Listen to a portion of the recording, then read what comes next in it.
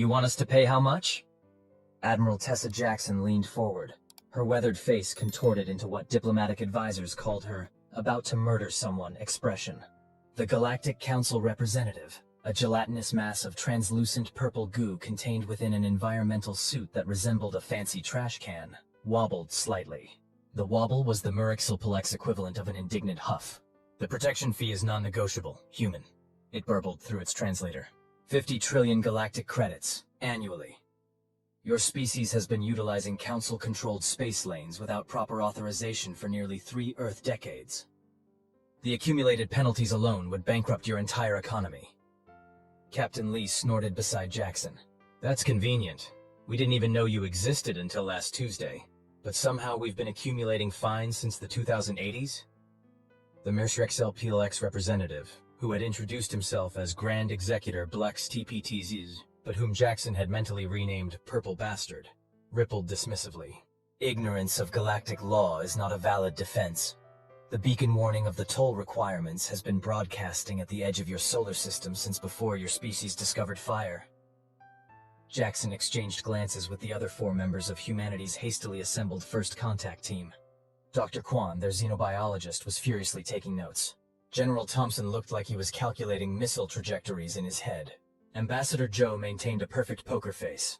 And Lee, their pilot and resident smartass, was barely suppressing laughter. "And where exactly is this beacon?" Jackson asked. "The 6th planet in your system. The one with the rings." "Saturn? You put a toll booth on Saturn?" Lee couldn't contain himself anymore. "And you expected us to find it? How? We only sent our first proper probe there in the 1970s. Purple Bastard swelled indignantly. "The beacon is programmed to make itself known to any civilization that achieves space travel." "Clearly it's malfunctioning then," Ambassador Joe said smoothly, finally breaking her silence. "Because we've had robots on Saturn's moons for decades now. No beacon." "Then your technology is primitive and defective," Purple Bastard snapped. Jackson felt her patience, never her strongest virtue, rapidly evaporating. The entire situation was absurd. After centuries of wondering if we were alone in the universe, humanity's first official contact with an alien civilization was a collection notice. "Let me get this straight," she said, deliberately keeping her voice level. "You're demanding 50 trillion credits. Per Earth year," Purple Bastard interjected. "Per year, for using space lanes that we didn't know existed, based on the authority of a council we've never heard of, because we missed a toll notice on a planet we've barely explored?" "Precisely. I'm pleased we understand each other." Lee snickered. "Oh, we understand you perfectly." Purple Bastard wobbled again, this time in what appeared to be satisfaction. "Excellent. The Council will expect the first payment within 1 standard galactic cycle, approximately 47 of your Earth days. Failure to comply will result in the impoundment of all human vessels in Council space and potential quarantine of your entire system." With that, the alien's environmental suit emitted a soft chime, and it began to drift toward the exit of the conference room aboard the International Space Station where this farcical meeting was taking place. "Hold up, Jello Shot," Jackson called out. "We haven't agreed to anything." Purple Bastard paused, rotating slowly. "Agreement is irrelevant. The law is the law." Ambassador Joe stepped forward. "We'll need time to consult with our governments." "Of course. As I said, 47 days. After the alien had departed, presumably back to whatever vessel had brought it to Earth orbit, the 5 humans sat in stunned silence. Lee was the first to speak. "Well, that went well. First contact, and we're being extorted by sentient slime in a fancy trash can." "This isn't extortion," General Thompson growled. "It's a declaration of war." Dr. Kwan looked up from her tablet. "Not necessarily. This could be a standard procedure for them. Maybe they genuinely believe we've been breaking their rules. Or," Joe suggested, her voice perfectly calm, "it's a test, to see how we respond." Jackson nodded slowly. "That's my take too, and I'd bet my pension that Purple Bastard isn't the only one watching." "Purple Bastard?" Lee grinned. "I was going with Grimace's evil twin, but yours works too." "The real question," Joe continued, ignoring the banter, "is what do we do now?" Jackson stared at the stars visible through the conference room's viewport. Humanity had only recently established a permanent lunar colony, with Mars exploration still in its early stages. And now, they were facing demands from an alien government that could apparently restrict their access to space. "We do what humans have always done," she said finally. "We improvise, adapt, and find a way to tell this council to go fuck themselves. Diplomatically, of course." Lee raised an imaginary glass. "I'll drink to that." 3 days later, in a secure underground facility beneath Geneva, representatives from every spacefaring nation on Earth gathered to address the crisis. The atmosphere was tense, with arguments breaking out in multiple languages. "We can't possibly pay." The European Space Agency director was red-faced. 50 trillion credits? We don't even know what a galactic credit is worth." According to the conversion rate purple, the Mercer XL PLX representative provided, the Chinese delegation head replied, "It's approximately 80 quadrillion US dollars. This announcement was met with stunned silence, followed by a burst of incredulous laughter from the Brazilian representative. "That's more money than exists on Earth. It's insanity." "Precisely," Joe said, standing at the podium. "Which is why we believe this is either a mistake, a test, or a deliberate provocation. Or a scam," Jackson added from her seat beside Joe. "We've been researching what little information the Mirrex LPLX shared about this Galactic Council.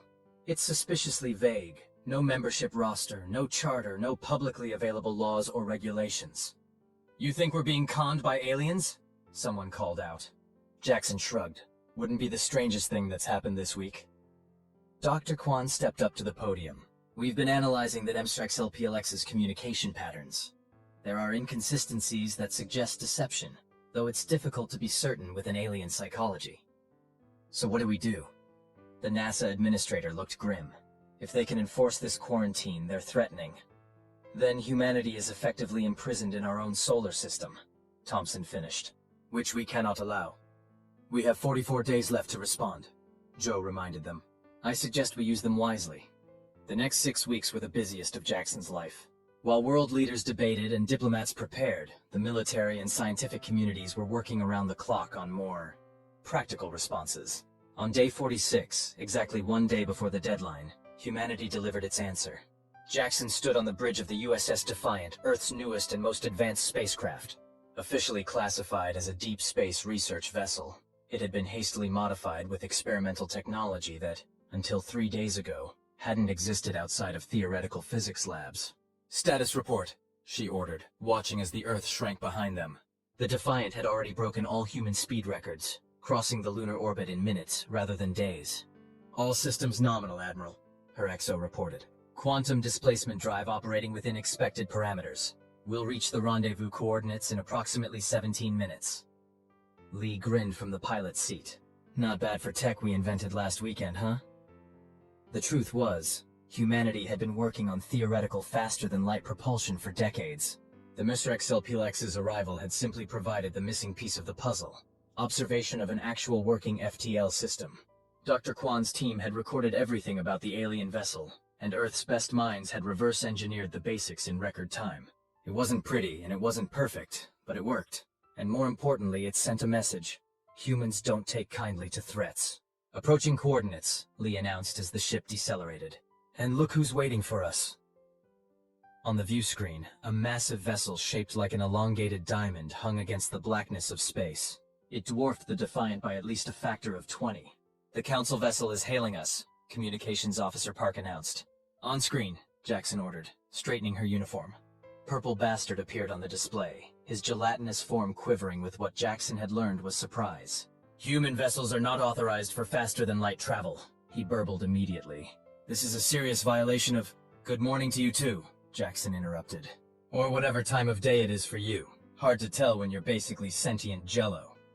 The alien's translator emitted a series of discordant beeps that might have been indignation.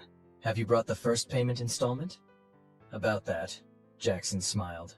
The kind of smile that had made hardened soldiers step back. "We've discussed your demand with our governments. We have a counteroffer."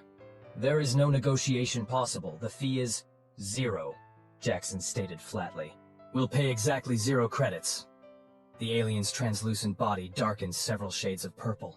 "This is unacceptable. The consequences will be—" "Let me finish," Jackson said, her voice sharp enough to cut diamond. "We're not paying because your entire premise is flawed. You claim we've been using Council space lanes, but according to interstellar navigation records, we've—" Acquired. Earth isn't anywhere near a designated trade route. The alien wobbled violently. Furthermore, Jackson continued, the beacon you mentioned? We found it. It wasn't on Saturn. It was on Titan, Saturn's largest moon. And it wasn't broadcasting anything. It appears to have been offline for approximately 40,000 years, based on our analysis. This wasn't entirely true. They had found something on Titan that might be alien in origin, but they were still studying it. But Purple Bastard didn't need to know that. This is irrelevant, the alien insisted, though his wobbling had taken on a distinctly nervous quality. The Council's authority is absolute. Is it? Jackson smiled again. Because we've been doing some research, there are at least 17 interstellar legal codes that apply to first contact scenarios. All of them prohibit exactly the kind of extortion you're attempting. How could you possibly know that? The alien's translator couldn't quite capture the incredulity, but it was clear in the way his entire body pulsated. Dr. Kwan stepped into frame beside Jackson. We're quick studies. The truth was more complicated. During the past 6 weeks, while humanity's official representatives had been deliberating, covert teams had made contact with other spacefaring species. Turns out, Earth wasn't quite as isolated as they'd been led to believe, and not everyone in the galaxy was a fan of the Council. Let me be perfectly clear, Jackson said, leaning closer to the screen. Humanity isn't paying a single credit. Not now, not ever. If you want to quarantine our system, go ahead and try. But be aware that we've established relationships with the Arcturian Confederation, the Rigelian Trade Alliance, and the Tau Ceti Defense League. This was a bluff. They'd made exactly one alien friend, a traitor from a species called the Gexart, who had been delighted to share information in exchange for Earth chocolate and classic rock music. But Purple Bastard didn't know that. This is highly irregular, the alien said, his wobbling now distinctly anxious. I will need to consult with the full council. You do that. Jackson nodded. And while you're at it, you might want to look into why a low-level functionary was sent to attempt a scam on a newly contacted species. Because that's what this is, isn't it? There is no protection fee. You were hoping we'd panic and pay up before we realized we were being conned. The alien's body had gone almost completely still. Apparently the Murexl PLX equivalent of being caught red-handed. We'll await the full council's response, Jackson finished. But in the meantime, consider humanity's solar system open for legitimate trade and diplomacy. Anyone attempting to blockade us will be considered hostile. Are we clear? Perfectly, the alien replied, its voice now much less confident. We apologize for the unfortunate first impression. Zekt's mandibles clicked in what they had been told was embarrassment. The actions of Executor Bleck's TPTs were unauthorized and illegal. He has been apprehended and will face justice. Good to know, Jackson commented. What happened to to Bleck's TPTs anyway? He is currently undergoing chemical reconfiguration. One of the other delegates, a being that appeared to be made of living crystal, chimed in. The Misrextel Plex consider it the highest form of punishment. Jackson decided not to ask for details. Some things were better left to the imagination.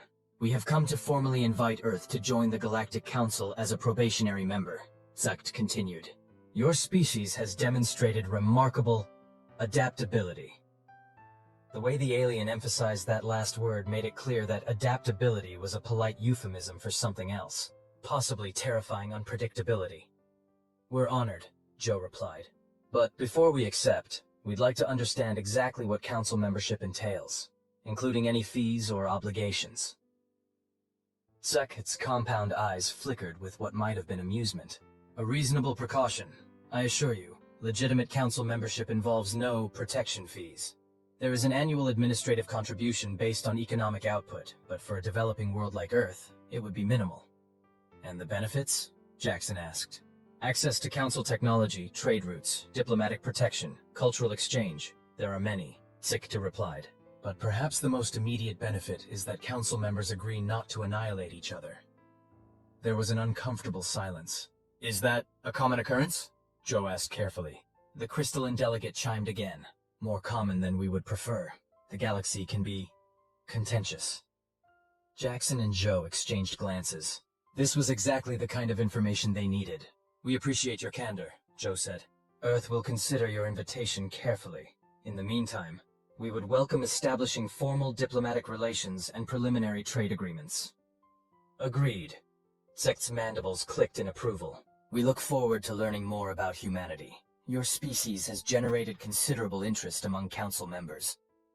Oh? Jackson raised an eyebrow. What kind of interest? You developed functional faster-than-light technology in 6 weeks, the crystalline being pointed out. Most species take centuries. Some find this concerning. Lee, who had been uncharacteristically quiet during the meeting, grinned. Wait till they see what we've done with their communications tech. Jackson shot him a warning look, but the damage was done. You've improved council technology? Sect's antennae quivered with what might have been alarm. Zhou smoothly intervened. We've been experimenting with various applications that might be better suited to human physiology. Nothing dramatic. This was an enormous understatement. Earth's scientists had been taking apart and reassembling alien technology like children with new toys, improving efficiency by an average of 300% in most cases. I see, Sect said, in a tone that suggested he very much did see, and wasn't entirely comfortable with what he was seeing. This is unusual. That's humanity for you, Jackson said with a shrug. We're quick learners, so we're observing, Sect replied. The council will be watching your development with great interest. As the meeting concluded and the delegates filed out, Lee leaned over to Jackson. Was it just me, or did that sound vaguely threatening? Not threatening, Jackson murmured. Nervous. They're afraid of us? Lee looked incredulous. We've barely left our solar system. Dr. Kwan, who had been silently taking notes throughout the meeting, looked up. They're not afraid of what we are. They're afraid of what we might become. 1 year later, humanity had established diplomatic relations with 27 alien species, set up trading posts on 4 different planets, and built a fleet of 50 FTL-capable vessels. Earth's technology had advanced decades in months, and its economy was booming from the influx of alien knowledge and resources. Jackson stood in the observation lounge of Harmony Station, Earth's first off-world diplomatic hub, watching ships from a dozen different species dock and depart. The station orbited a neutral point between Earth and Alpha Centauri, making it convenient for multiple civilizations. Admiring your handiwork? Joe asked, joining her at the window. Jackson smiled. Just thinking about how much has changed. A year ago, we were being extorted by a purple blob in a trash can. Now look at us. We've been lucky, Joe cautioned. Not everyone in the galaxy is happy about humanity's rapid rise. The Council seems satisfied with our progress, Jackson pointed out. We were granted full membership 3 months ahead of schedule. The Council is pragmatic. They'd rather have us inside their tent pissing out, as the old saying goes. Jackson laughed. Ambassador Joe, I'm shocked. Such colorful language from our chief diplomat. Joe's normally composed expression cracked into a rare smile. I've been spending too much time with Captain Lee, apparently. Speaking of Lee, he chose that moment to enter the lounge, accompanied by a tall, feathered alien that resembled a cross between an ostrich and a velociraptor. Admiral Ambassador, Lee called out. Have you met Karith, Trade Minister from the Aviar Cluster? He's a huge fan of Earth music. The alien bowed its long neck in greeting. Your species' ability to combine rhythm and melody is unparalleled, it trilled. Particularly the one you call Queen. Most transcendent. Jackson exchanged an amused glance with Joe. Cultural exchange had been one of the more unexpected benefits of first contact. Earth's art, music, literature, and even food had proven immensely popular among certain alien societies. Karith has an interesting proposition, Lee continued. The Aviar are offering exclusive mining rights in their asteroid belt in exchange for... what was it again? The complete recorded works of your musical artists, plus regular updates as new compositions emerge, Karith trilled excitedly. A fair exchange, yes? Joe didn't bat an eye. We'll certainly consider it, Minister Karith. Perhaps we could discuss details over dinner?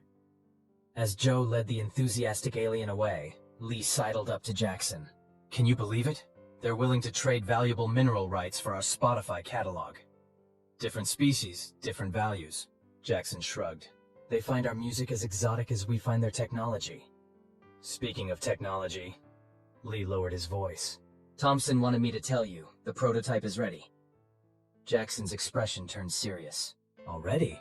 The estimates said 3 more months at least. Yeah, well, turns out those Rigelian quantum processors work better with Earth superconductors than anyone expected. The engineering team is calling it a happy accident. I'm calling it a game changer. The prototype was humanity's first entirely Earth-designed FTL vessel. incorporating lessons learned from alien technology, but built with human innovation. If it worked as projected, it would be twice as fast and 3 times as energy efficient as anything currently in the Council's fleet. This stays quiet for now, Jackson ordered. The Council is already watching us like hawks. The last thing we need is to trigger an arms race. Too late for that, came a familiar voice from behind them. Jackson turned to see Dr. Kwan approaching, tablet in hand as always. After a year of alien interaction, the xenobiologist had become one of Earth's most valuable assets, her understanding of extraterrestrial psychology and biology unmatched. What do you mean? Jackson asked. Kwan glanced around before responding, making sure they weren't overheard. I've been analyzing Council communication patterns. There's been a significant uptick in encrypted transmissions between military outposts in the past 3 weeks, and the Arcturians have recalled half their merchant fleet for scheduled maintenance. That doesn't necessarily mean, Lee began. The Geeksart Trading Guild has raised insurance rates on cargo traveling near Earth by 300%, Kwan cut in. They only do that when they anticipate conflict. Jackson felt a chill run down her spine. Are we looking at a preemptive strike? Against Earth? Kwan shook her head. I don't think so. At least, not immediately. But the Council races are definitely preparing for something. We need more information, Jackson decided. Lee, contact our GXRRT friend, see what he knows. Kwan, compile a report for the Security Council. I want all our defense systems on high alert, but discreetly. No need to panic the public. As her officers hurried away, Jackson turned back to the observation window. The peaceful scene of ships coming and going suddenly seemed more fragile, more tenuous. Problem? Joe had returned, having presumably handed off the AVR minister to some junior diplomat. Maybe, Jackson admitted. Kwan thinks the Council races might be preparing for conflict. Joe's expression remained calm, but her eyes sharpened. With us? Or with each other? That's the question, isn't it? We're still too new to galactic politics to really understand all the currents. Perhaps, Joe mused, it's time we created some currents of our own. Jackson raised an eyebrow. What are you thinking? The Galactic Council has maintained equilibrium for thousands of years through a careful balance of power and mutual deterrence. No single species can dominate because the others would unite against them. Basic power politics, Jackson nodded. Same as Earth. Yes, but Earth has something the Council races don't. What's that? Joe smiled thinly. Humans. 2 days later, Jackson found herself in a secure conference room deep within Harmony Station, facing some of the most powerful beings in the galaxy. It wasn't an official council meeting, more of a private conversation between interested parties. Zocht represented the Vesperi Collective. Beside him sat X-Lor, the crystalline being from the original delegation, representing the Silicon Concordat. 3 other alien representatives completed the gathering. An aquatic creature in a hovering water tank from the Oceanic Worlds Alliance. A gaseous entity contained in an environmental suit from the Nebula Consciousness. And a small, furry mammalian being representing the Proxima Coalition.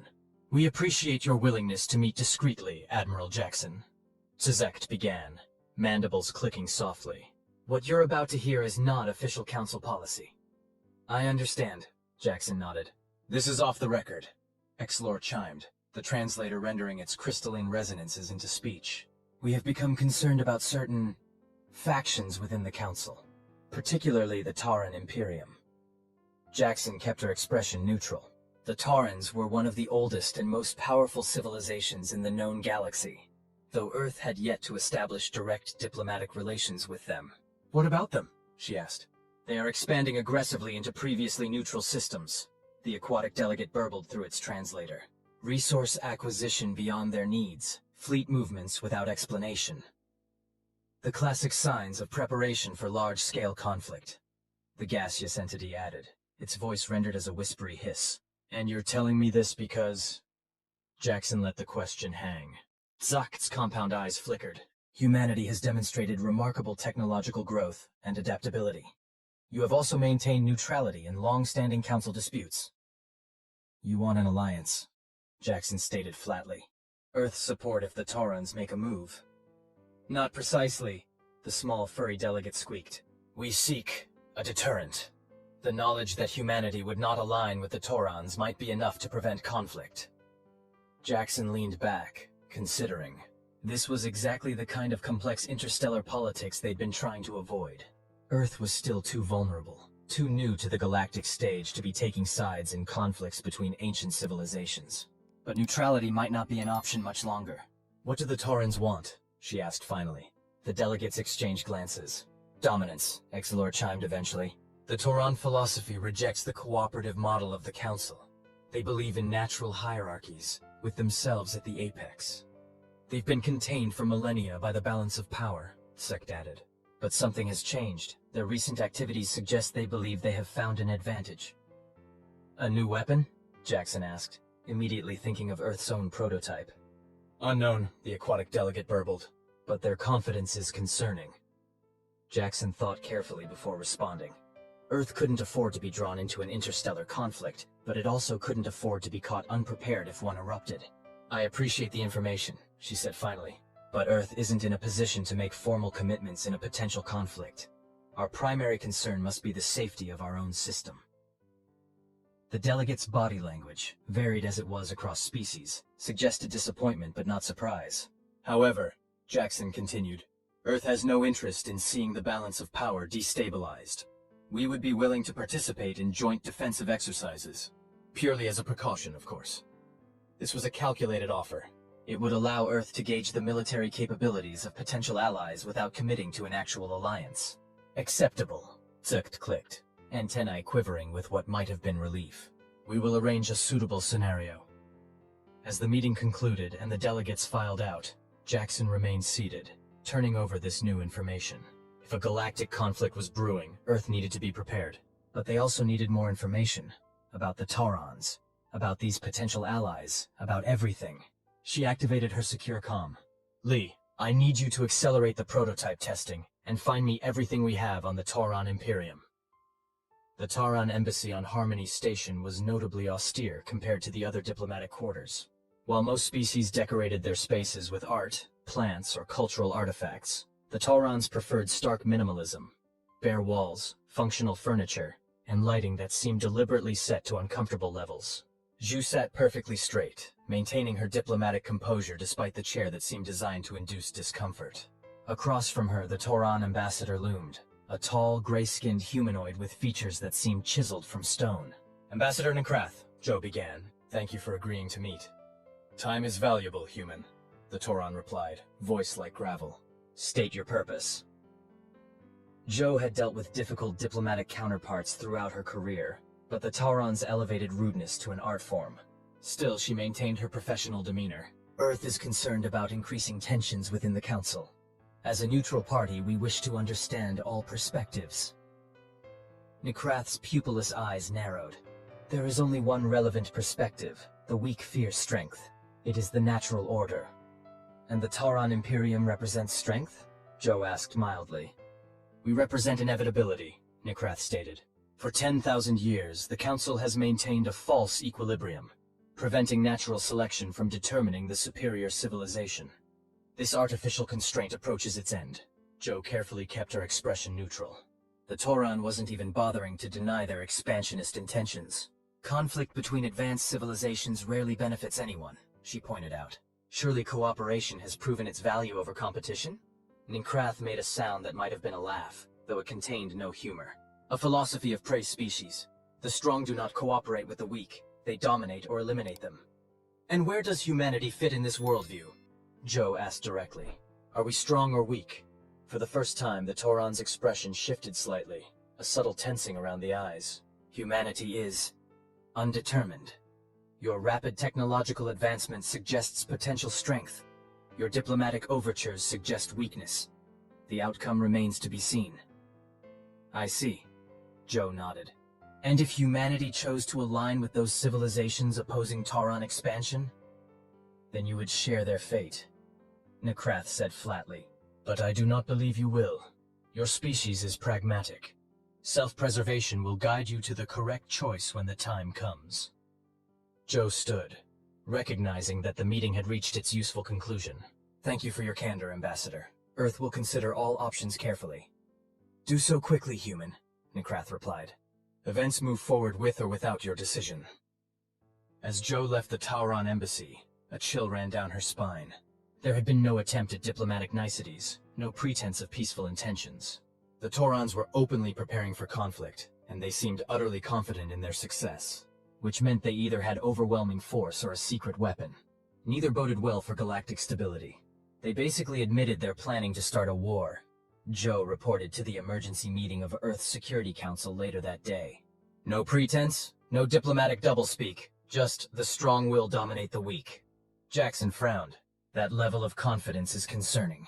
The Council races have maintained a balance of power for millennia. What's changed? Perhaps this, Dr. Kwan said, activating a holographic display in the center of the table. A complex molecule rotated slowly above them. Our GXRT contacts smuggled this data out of a Tauron research facility. They're calling it transcendence. What are we looking at? General Thompson asked, leaning forward. A neurochemical compound that dramatically enhances certain brain functions in compatible species, Kwan explained.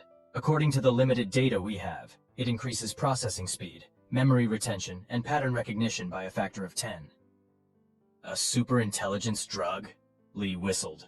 That would definitely change the equation. Especially because the Taurons appear to be universally compatible with it, Kwan continued, while most other council races are not.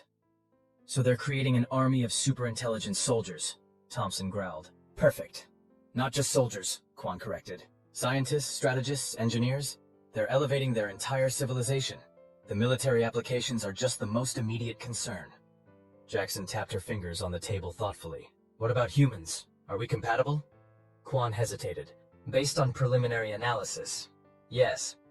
Our neurochemistry is surprisingly similar to Taurons in key areas, but the compound appears highly experimental. The side effects could be devastating: permanent neural damage, personality alterations, possibly even death. So not an option for us, Thompson stated. Not in its current form, Kwan agreed, though our scientists might be able to modify it given time. Joe, who had been silently processing all this information, finally spoke. We're missing the larger picture. If the Taurons launch a full-scale conflict with this advantage, the Council could fracture. Even if Earth remains neutral, the resulting chaos would eventually reach us. So what do you suggest? Jackson asked. Taking sides in an interstellar war when we've barely left our solar system isn't exactly a winning strategy. Lee leaned forward. What if we don't have to take sides? What if we change the game entirely? All eyes turned to him. Explain, Thompson demanded. The Taurons think they have an unbeatable advantage with this transcendence drug, Lee said. But their advantage is only unbeatable if they're the only ones who have it. You're suggesting we steal it? Jackson frowned. Even if we could, we just established it's too dangerous to use. Not steal it, Lee grinned. Share it. Joe caught on immediately. Information warfare. We expose the Tauron secret to the other council races. Exactly, Lee nodded. The Taurons are counting on the element of surprise. Take that away, and suddenly the playing field looks different. The other council races still wouldn't be compatible, Kwan pointed out. But they'd have time to prepare countermeasures, Thompson said, warming to the idea. And they'd know exactly what they're facing. More importantly, Joe added, it would force the Taurons to accelerate their timeline or risk losing their advantage. Rushed plans are sloppy plans. Jackson considered the proposal. It was risky. The Taurons would immediately suspect Earth's involvement. But the alternative was waiting for an interstellar war to erupt with Earth caught in the middle. We'd need absolute proof, she said finally. Something incontrovertible that we could broadcast to all council races simultaneously. Leave that to me, Joe smiled thinly. Diplomatic channels have their uses. 3 days later, Joe stood before the full Galactic Council in its massive chamber on the neutral station Concordia. Representatives from all 37 member species were present, a rare occurrence that underscored the gravity of the situation. The Council recognizes Ambassador Joe of Earth, the chair being announced, its species indeterminate within its environmental suit. Thank you, Chairbing, Joe bowed slightly. Earth comes before the Council with grave concerns about threats to galactic stability. From the Tauron section, Ambassador Nekrath rose. This is irregular. Earth has no standing to raise security matters as a probationary member. On the contrary, Joe replied smoothly. Article 17 of the Council Charter explicitly grants any member the right to present evidence of actions threatening multiple civilizations. The chamber erupted in murmurs as delegates consulted with advisors and each other. The ambassador from Earth is correct. the chair being ruled after consulting a data panel. Proceed, Ambassador Joe. Joe activated a projector, and the molecular structure of transcendence appeared above the chamber floor, rotating slowly. This compound, developed in secret by the Tauran Imperium, represents a fundamental threat to Council stability, she stated calmly. It enhances neural function by a factor of 10 in compatible species, primarily Taurans, creating an insurmountable military and technological advantage. Nekrath stood again, his gray face darkening with rage. This is an outrageous violation of sovereignty. Earth has engaged in espionage against a council member. The information came to us through legitimate diplomatic channels, Joe lied smoothly. In reality, the data had been extracted by a joint Earth GXRT covert operation that had nearly ended in disaster. But the source is less important than the implication. The Tauran Imperium has been preparing for aggressive expansion throughout Council space. As evidence, Joe displayed intercepted Tauran fleet movements, resource stockpiling records, and most damning of all, internal communications discussing the inevitable ascendance of the superior species. The council chamber descended into chaos as delegates shouted accusations and demanded explanations. The chair being struggled to maintain order. This is a fabrication, Nekrath roared above the din. Earth seeks to destabilize the council for its own benefit. What benefit would that bring us? Joe asked, her voice cutting through the noise. Earth is the newest, most vulnerable council member. Instability threatens us more than anyone. Then what do you propose, Ambassador? The chair being asked when order was partially restored. 3 things, Joe replied. First, an immediate council inspection of all Tauran research facilities. Second, the formula for transcendence to be shared with all council races for independent verification and potential adaptation for medical uses. Third, a temporary restriction on Tauran fleet movements until this matter is resolved. Nekrath's expression was thunderous. The Tauran Imperium rejects these demands categorically. We will not submit to inspection or restrictions based on fabricated evidence. Then perhaps, Joe suggested mildly, the Imperium would prefer to address the evidence directly. Explain these fleet movements, these stockpiles, these communications. The Tauran ambassador stood silent, clearly calculating his options.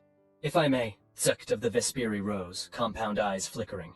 The Council cannot ignore such serious allegations. I propose a formal inquiry with representatives from all major Council factions. A chorus of agreements followed, with only the Tauran delegation and their closest allies objecting. The motion carries, the chair being announced. A formal inquiry will commence immediately. Until its conclusion, all Council races are urged to maintain current positions and avoid provocative actions. Joe bowed again. Earth thanks the Council for its wisdom. As she turned to leave the chamber, she caught Nekrath's eye. The Tauran's expression promised retribution. It was a promise Joe fully expected him to keep. They're mobilizing, Lee reported grimly. Our long-range sensors are picking up massive fleet movements throughout Tauran space. Jackson studied the tactical display in Harmony Station's command center. It had been 4 days since Joe's presentation to the Council, and things were deteriorating rapidly. So much for the Council's call for restraint, she muttered. Are the other factions responding? The Vesperi and Silicon Concordat have activated their defense grids, Thompson confirmed.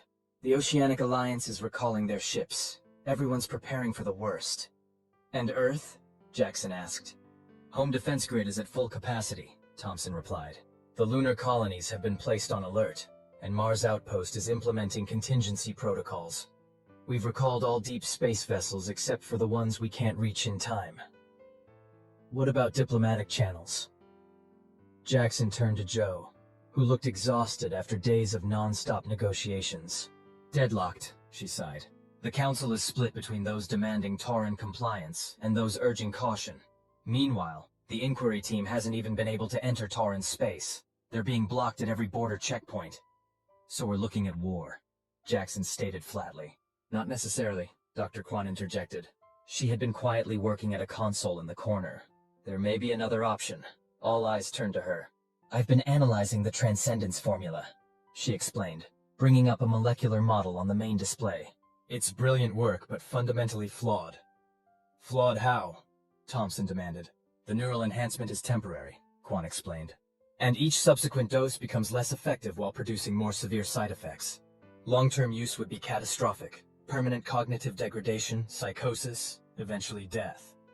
So the Tauran's wonder drug is actually a ticking time bomb, Lee whistled. No wonder they were in a hurry. Exactly, Quan nodded. They need to achieve their objectives before the side effects become apparent. Once their enhanced leaders and scientists begin deteriorating, their advantage disappears. Can you prove this? Joe asked intently.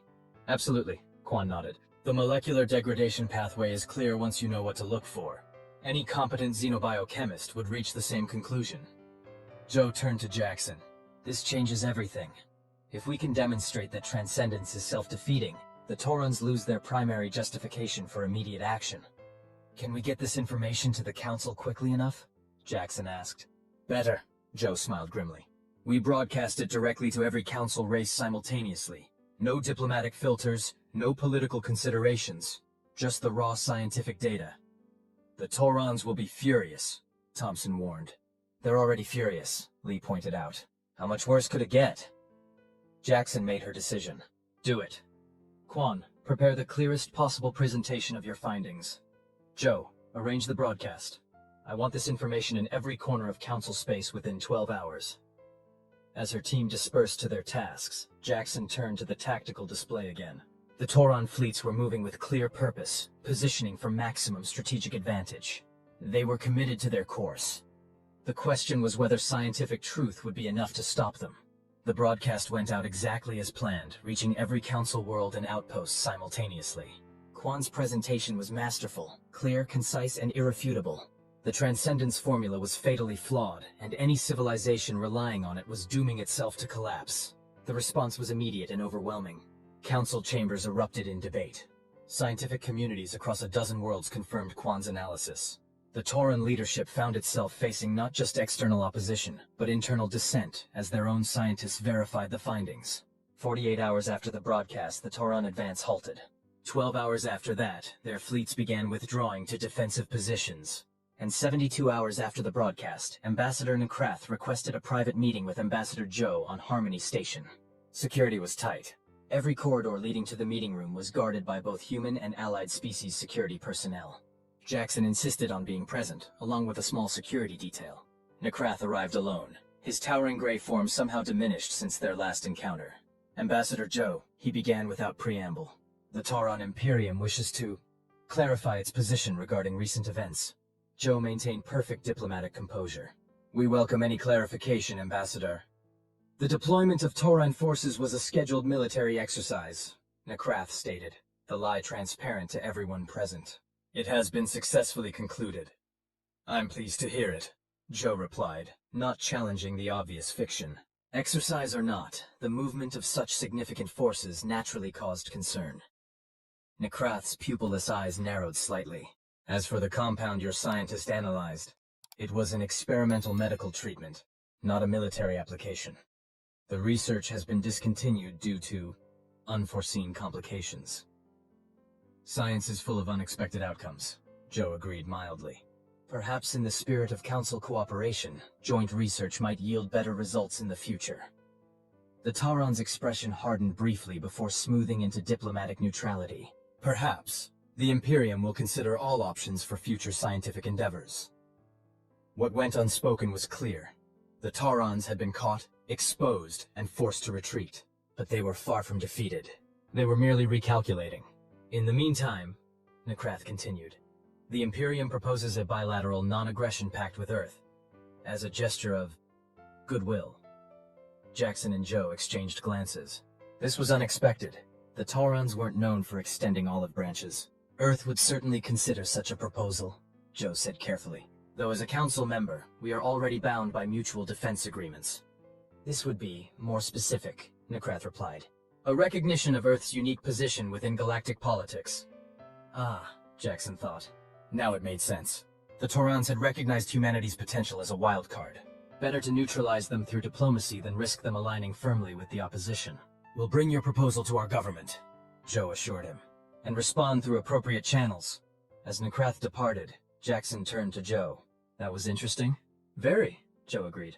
They're recalibrating their approach. We've moved from insignificant newcomers to potential threat in their strategic assessment. Is that good or bad? Jackson asked wryly. Both, Joe smiled thinly. Being underestimated has advantages, but being respected has its uses too. 3 months later, Jackson stood on the observation deck of the USS Defiant II, Earth's first fully human-designed interstellar vessel. Unlike its predecessor, which had been a hasty adaptation of reverse-engineered alien tech, the Defiant II represented humanity's own unique approach to FTL travel. Final system check complete, Lee reported from the pilot's console. All green across the board. Very good, Captain. Jackson nodded. Proceed when ready. This was an historic moment. The maiden voyage of a ship that incorporated lessons from a dozen alien civilizations but was fundamentally human in its design philosophy. Where most council races had specialized in particular aspects of space technology, humans had taken a more holistic approach, borrowing and adapting ideas from every available source. The result was a vessel unlike any other in the galaxy. Not the largest or the fastest, but possibly the most versatile, and certainly the most human. FTL drive engaging in 3, 2, 1. Lee counted down. There was none of the dramatic distortion or physical discomfort that accompanied most alien FTL systems. Instead, the stars outside simply stretched and blurred before resolving into new configurations. The transition was so smooth that Jackson might not have noticed if she hadn't been watching the viewport. Transit complete, Lee announced with a grin. Alpha Centauri system, right on target. Transit time, 14 minutes, 7 seconds. That's a new record, Admiral. Jackson allowed herself a small smile of satisfaction. Well done, everyone. Status report? All systems nominal, the engineering officer reported. Power consumption well within projected parameters. Drive core temperature stable. This wasn't just a technological achievement, it was a statement. Earth was no longer merely adapting alien technology. It was creating its own path forward. And in doing so, it had accomplished something none of the Council races had managed in millennia of space travel. A genuinely comfortable FTL experience. It might seem trivial compared to weapons systems or defensive capabilities, but Jackson knew better. This was quintessentially human, finding a way to make the impossible not just possible, but pleasant. Admiral, the communications officer called out. We're receiving a transmission from Harmony Station, Priority 1. Jackson frowned. Put it through to my ready room. Moments later, she was facing Joe's concerned expression on a secure channel. We have a situation, Joe said without preamble. The Council is convening an emergency session. The Oceanic Alliance has evidence that the Taurons haven't abandoned transcendence. They've modified it to reduce the immediate side effects. Jackson felt her earlier satisfaction fade. So they're proceeding with their original plan, just more carefully. It appears so. Joe nodded. But there's more. They've specifically excluded Earth from the emergency session. On what grounds? Our probationary status. Joe's expression was grim. It's a technicality, but it allows them to discuss matters without our input. Several of our allies are protesting, but the procedural rules are being strictly enforced. Jackson considered this development. They're isolating us, preparing the ground for something. My assessment exactly. Joe agreed. The Taurons may have decided that Earth represents too much of a wild card. Better to neutralize us before proceeding with their larger plans. Neutralize how? Jackson asked sharply. They wouldn't risk direct military action against a council member. Not military. Joe shook her head. Political. There's talk of a special review of Earth's membership status, citing security concerns. Jackson understood immediately. They're trying to push us out of the council altogether, remove our protection. Precisely, Joe confirmed. Without council membership, Earth would be vulnerable to all sorts of diplomatic and economic pressure. What do you need from us? Jackson asked, her mind already calculating options. Come back, Joe said simply. We need to present a united front, and we need to demonstrate that Earth isn't intimidated. Jackson nodded. We're on our way. Defiant 2 should make quite an entrance. The council chamber on Concordia Station was imposing by design. A massive amphitheater with seating arranged hierarchically based on each civilization's length of membership. As probationary members, Earth's representatives were seated near the bottom, a physical reminder of their junior status. Usually, this arrangement placed Earth's delegates behind several rows of more established civilizations. But today, as Jackson and Joe entered the chamber, a noticeable space had been cleared around Earth's section. It was subtle but unmistakable. They were being physically isolated as well as politically. Quite the welcome committee, Lee muttered as they took their seats. Stay sharp, Jackson replied quietly. But remember, we're here as diplomats, not soldiers. The chair being called the session to order. its environmental suit glowing slightly as it activated the chamber's advanced translation systems. "This special session of the Galactic Council will now commence," it announced. "The first order of business is the status report from the Transcendence Inquiry Committee." A representative from the Silicon Concordat rose, its crystalline form catching the light. "The committee has confirmed that research into neural enhancement continues within Tauron space, despite previous assurances to the contrary. While the formula has been modified, the fundamental approach remains the same." Murmurs spread through the chamber as delegates conferred with advisors. "The Tauron Imperium rejects these findings," Nekrath declared, standing tall. "Our research is purely medical in nature, aimed at treating cognitive disorders. Any suggestion otherwise is an unwarranted intrusion into our sovereign affairs." The debate quickly became heated, with various factions taking predictable positions. The more militaristic civilizations sided with the Taurons, citing sovereignty rights. Those who had historically suffered from Tauron aggression demanded intervention. Through it all, Earth's delegation remained silent, observing the political currents flowing through the chamber. It was only when discussion turned to potential responses that Nekrath made his move. "Before we consider council action," he said smoothly, "we must address a security concern. Earth, our newest member, has demonstrated a pattern of behavior inconsistent with council norms." Joe tensed beside Jackson, but her expression remained perfectly composed. "The Earth delegation obtained classified Tauron research through illicit means," Nekrath continued. "They have engaged in unauthorized surveillance of council members. They have developed military technology without proper oversight." Now the murmurs in the chamber took on a different tone, with many delegates glancing toward Earth's section. "In light of these concerns," Nekrath concluded, "the Tauron Imperium formally moves for a review of Earth's probationary status, with the recommendation that it be suspended pending a full investigation." The chamber erupted in overlapping voices as delegates conferred urgently. "The motion has been made," the chair being announced when order was partially restored. "In accordance with council procedure, Earth's representatives may respond before the vote." Joe stood, the picture of diplomatic dignity. "The council recognizes Ambassador Joe of Earth." Joe surveyed the chamber calmly before speaking. "Esteemed colleagues, Earth acknowledges the concerns raised by the Tauron delegation. However, we find the timing of these allegations suspicious, coming as they do immediately after Earth helped expose continued Tauron work on Transcendence." She paused, letting the implications sink in. "As for the specific allegations," she continued, "Earth operates within the same intelligence framework as all council members. We gather information, we analyze it, and we act on it when necessary for the common good. The exposure of Transcendence was not an attack on the Tauron Imperium. It was a service to the Council as a whole." Several delegates nodded in agreement, though many remained impassive. "Regarding technological development," Joe added, "Earth has complied with all reporting requirements for military applications. We invite inspection of any facilities Council observers wish to see." This was a calculated risk. Earth did have some classified projects, but nothing that violated Council regulations, at least not technically. "The real question before the Council today," Joe concluded, "is not about Earth's compliance with bureaucratic procedures. It is about the future stability of our shared galaxy. Will we stand together against threats to that stability, regardless of their source? Or will we allow ourselves to be divided by those who seek advantage through division?" As Joe returned to her seat, Jackson gave her a subtle nod of approval. She had reframed the debate masterfully, making it about principles rather than procedures. "The Council will now vote on the motion to review Earth's status," the chair being announced. The voting process was deliberately archaic.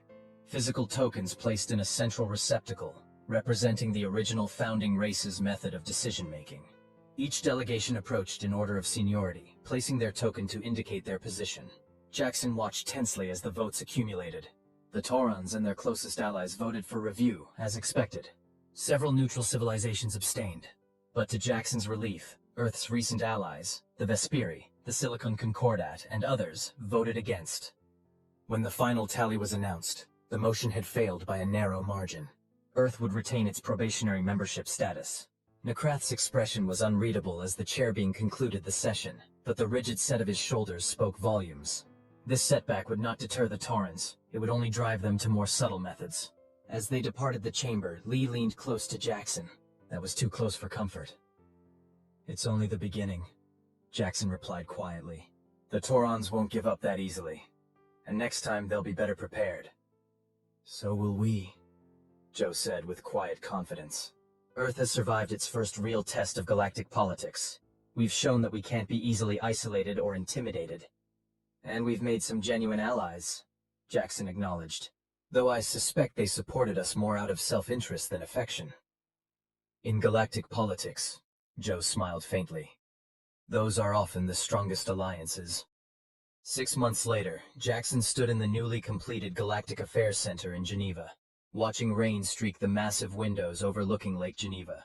Behind her, representatives from 17 Earth nations were engaged in heated debate over humanity's next steps in interstellar relations. The Taurons cannot be trusted, the Russian delegate was insisting. Their recent overtures are clearly designed to divide Council opposition.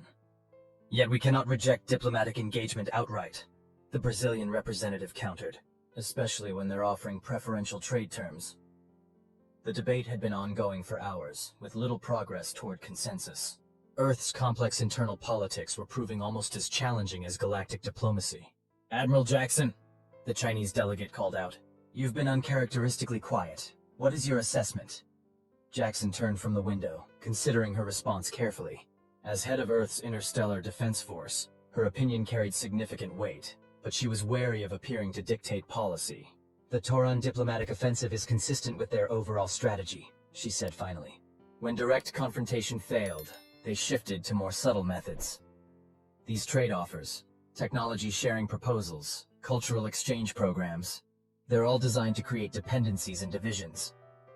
Yet some of these offers would genuinely benefit Earth, the Indian representative pointed out. The medical technology alone could save millions of lives. I don't disagree, Jackson nodded. The question isn't whether these offers have value, it's what they'll cost us in the long term. Freedom of action, Joe supplied from her seat at the table. The Taurons are experts at creating golden chains, benefits that gradually become necessities, until you can't function without them. So you both recommend rejection? The British delegate asked. Not necessarily, Jackson replied, but careful selection. Accept offers that increase our capabilities without creating critical dependencies. Reject those that would give the Taurons leverage over essential systems or resources. As the debate continued, Jackson's secure communicator vibrated. She stepped away from the table to check the message, her expression darkening as she read it. Admiral? Joe had noticed her reaction. Is something wrong? Jackson rejoined the table, her military bearing even more pronounced than usual. I apologize for the interruption, but we've just received priority intelligence from our GXRT contacts.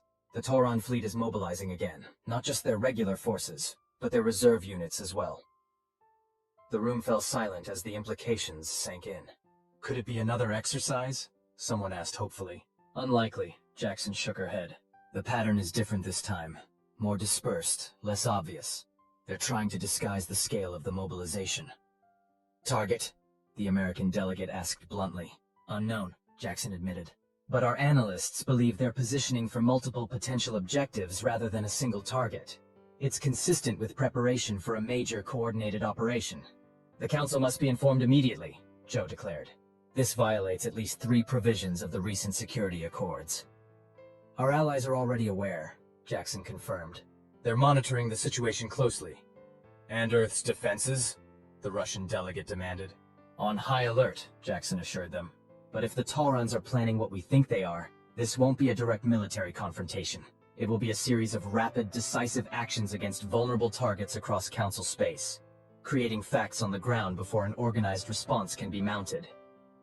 Like Earth's colonies and outposts, the Chinese delegate suggested grimly. Jackson nodded. Among other targets, our newest settlements have minimal defenses. They would be easy pickings.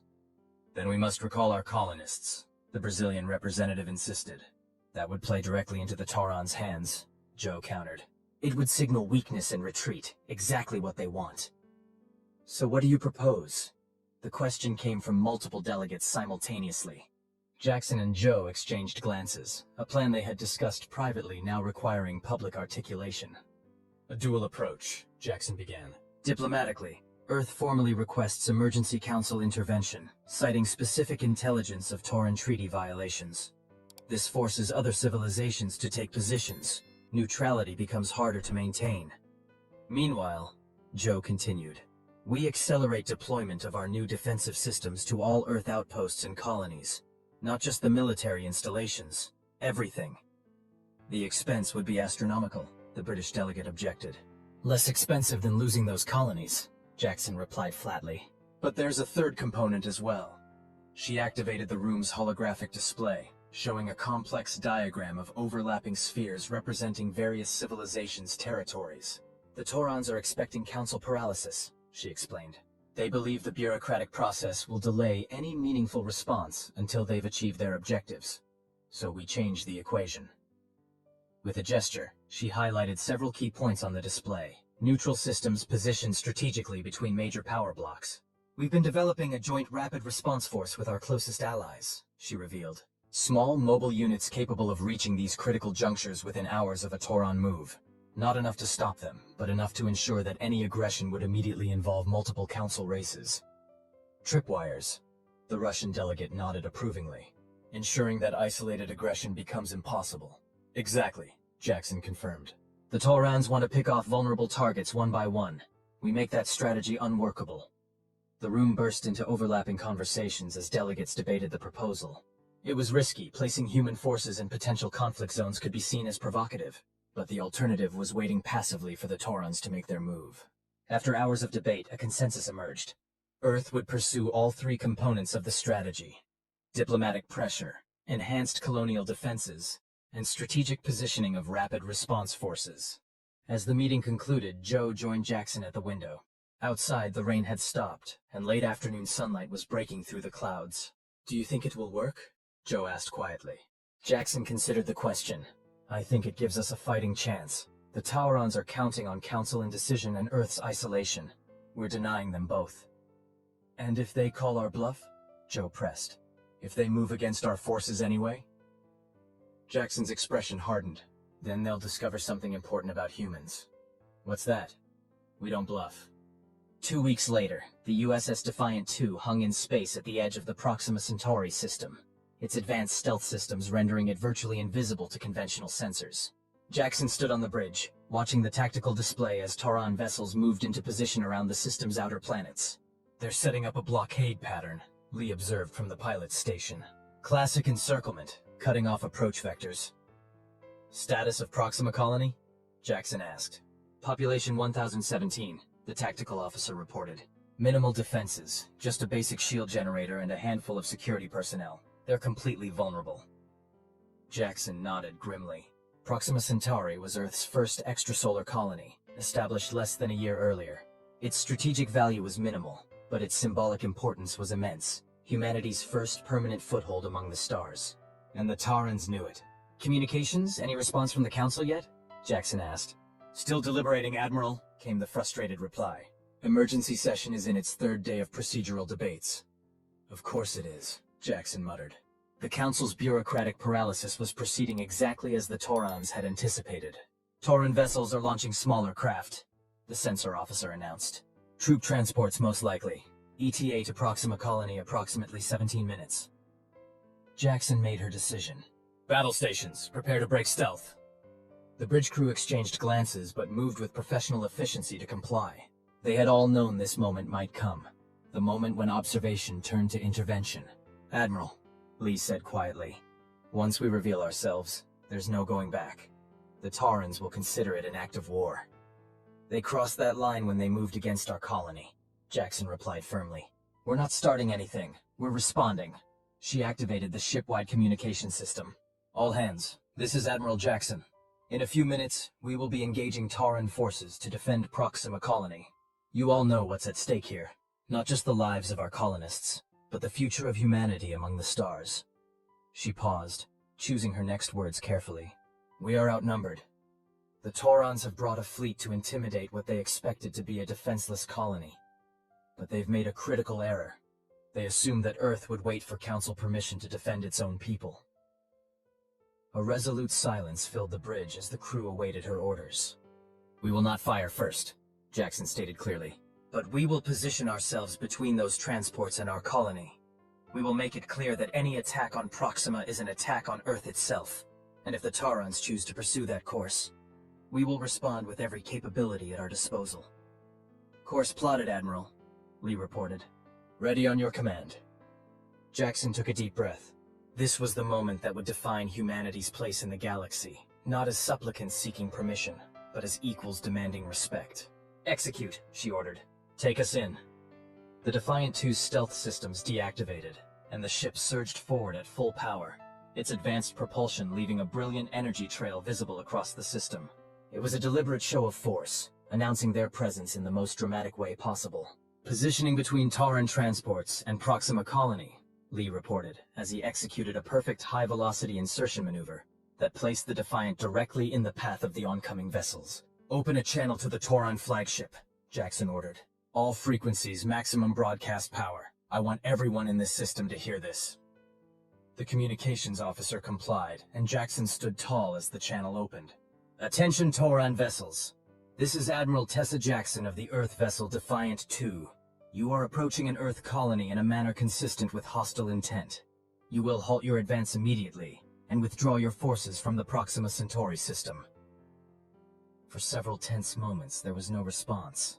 Then the main view screen activated, showing the familiar stern features of a Tauran commander. Earth vessel, you are interfering with a legitimate Council security operation. Your presence is unauthorized and your demands are rejected. Remove yourself from our path immediately. Jackson smiled without humor. I'm afraid that's not going to happen, Commander. There is no legitimate Council operation in progress. The Council is still deliberating. You're operating without authorization, and you're threatening Earth citizens. Your colony was established without proper security protocols, the Tauran countered. We are simply enforcing Council regulations regarding vulnerable outposts. With an invasion fleet? Jackson raised an eyebrow. That's quite the inspection team you've brought, Commander. The Tauran's expression hardened. This is your final warning, human. Remove your vessel or be destroyed. Jackson stood perfectly still, her voice level. Before you make that decision, Commander, I should inform you that this conversation is being broadcast to every Council member. I suggest you check your long-range sensors. We're not alone. The Tauran commander's eyes widened slightly as his tactical officers frantically reported new contacts appearing throughout the system. Earth's allies had arrived. Vesperi carriers, Silicon Concordat battleships, even GXRT trading vessels converted to carry defensive systems.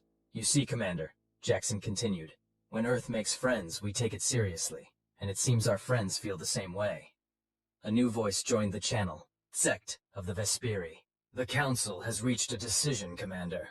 All Tauran forces are ordered to stand down immediately. Your security operation has been officially classified as an act of aggression. The Tauran commander's expression remained stone-like, but Jackson could see the calculations happening behind those pupilless eyes. Fight and trigger a full-scale galactic war, or retreat and live to fight another day. We will comply with the Council's decision, he said finally, but this matter is not concluded. It never is with you people, Jackson replied with a tight smile. Safe journey home, Commander. As the Tauran vessels began withdrawing from the system, cheers erupted across the Defiance bridge. Lee spun in his chair, grinning widely. They blinked. This time, Jackson cautioned, though she allowed herself a small smile. There will be repercussions for this. The Taurans don't take humiliation well. Let them come, Thompson growled from Tactical. We'll be ready. Jackson gazed at the tactical display as Allied ships moved to protective positions around Proxima Colony.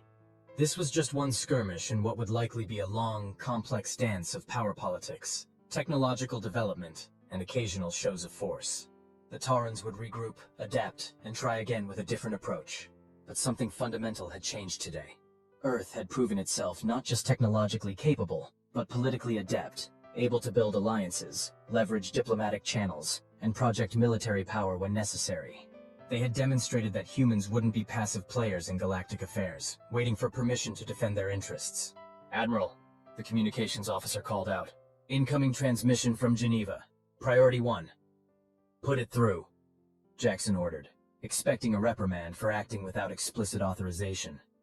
Instead, the screen showed the Security Council chamber erupting in applause. The Secretary General stepped forward, beaming. Admiral Jackson, on behalf of Earth's united governments, I commend you and your crew. You have defended not just our colonists, but our place among the stars. Jackson nodded acknowledgement, a weight lifting from her shoulders. Thank you, Mr. Secretary General. We were just doing our job. And doing it remarkably well, the Secretary General added. I believe a certain phrase has begun circulating among our alien allies. Something about humanity? Jackson smiled, having heard the expression from Tsekt during a private moment after a joint military exercise. Humanity, fuck yeah, she quoted, to gasps and then laughter from the Geneva chamber. Not exactly diplomatic language, the Secretary General chuckled. But it seems to capture the sentiment. Come home when you can, Admiral. Earth is proud of you. As the transmission ended, Jackson turned to her crew. Well, you heard the man. Let's go home. Lee set course for Earth, the Defiant's revolutionary drive activating with a gentle hum rather than the violent lurch of conventional FTL systems. As the stars blurred around them, Jackson reflected on the journey that had brought humanity from being extorted by a purple blob in a trash can to defending their colonies against one of the galaxy's oldest powers. It had been one hell of a first year in space. The Taurans had tried to extort humanity, expecting easy prey. Instead, they'd awakened a species that refused to be bullied, that learned with astonishing speed, and that faced challenges not with fear but with determination and occasional irreverent humor. Humanity, fuck yeah indeed. The Council had tried to extort humanity, but humanity's reply had sent shockwaves through the galaxy, and this was just the beginning. The end.